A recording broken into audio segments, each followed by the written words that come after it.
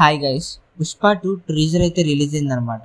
Teaser అయితే బాగుంది guys, మంచి ఇంట్రెస్టింగ్ గా ఉంది. అలాగే మంచి ఇంపాక్ట్ అయితే ఆల్రెడీ క్రియేట్ చేసేసింది అని చెప్పుకోవచ్చు. ఇక అల్లు అర్జున్ గారి బర్త్డే రోజు ఈ టీజర్ అయితే రిలీజ్ చేశారనమాట.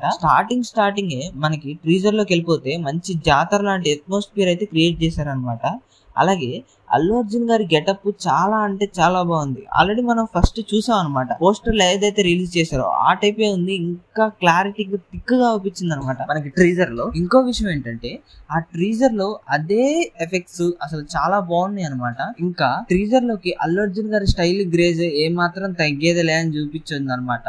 పుష్ప 1 లో మనకి ఏ స్టైల్ ఏ క్రేజ్ అయితే ఉందో అలాగే పుష్ప 2 లో కూడా అంతే స్టైల్ క్రేజ్ కొద్దిగా లెవెల్ ఉండొచ్చని ఎక్స్పెక్ట్ చేయొచ్చు అనమాట. మనకి ఆ యాక్షన్స్ గానీ ఏదైనా తగ్గేదిలే అని చూసుకోవచ్చు. ఇంకా మనకి ట్రీజర్ లోకి వచ్చేస్తే పుష్ప గారిది నాకు బాగా స్టార్టింగ్ సీన్ ఎలా అనిపించిందంటే మెయిన్ అల్లు అర్జున్ గారు ఆ కత్తితో నుదుటి మీద ఘాటు పెట్టుకునే సీన్ అయితే వేరే లెవెల్ అని. ఇంకా అదే స్టైల్లో అసలు ఆ కంగుని కాల్తో ఇలా పైకి అనేటప్పుడు అనిపించింది కదా, వెరైటీగా ఇంపాక్ట్ అయితే క్రియేట్ చేసేసింది అనమాట ట్రీజర్. చూద్దాం మరి మూవీ ఎలా ఉంటది అనేది. మూవీ రిలీజ్ వచ్చేసి ఆగస్ట్ 8 అనమాట. చూద్దాం మరి మూవీ ఎలా ఉంటుందో.